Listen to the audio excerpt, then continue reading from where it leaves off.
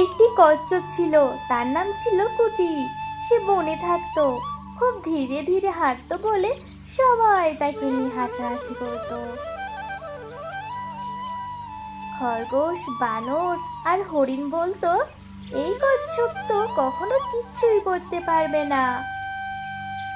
কিন্তু কুটি কিছু বলতো না, সে নিজের মতো করে চলতো ধীরে ধীরে, কিন্তু স্থির লক্ষ্য নিয়ে। একদিন বনে একটি বড় খেলার আয়োজন হলো। কে প্রথম পাহাড়ের চূড়ায় পৌঁছাতে পারবে। সবাই দৌড় দিল, খরগোশ ঝাঁপিয়ে গেল, হরিণ লাফাতে লাফাতে উঠল, আর কুটি ধীরে ধীরে এক পা দু পা করে উঠতে লাগলো।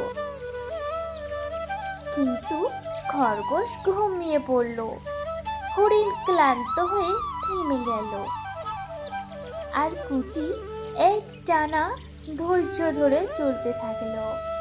শেষে দেখা গেল চূড়ায় দাঁড়িয়ে আছে কুটি, শান্ত এবং গর্বিত। সবাই অবাক হয়ে বলল, ধৈর্যই সবচেয়ে বড় শক্তি।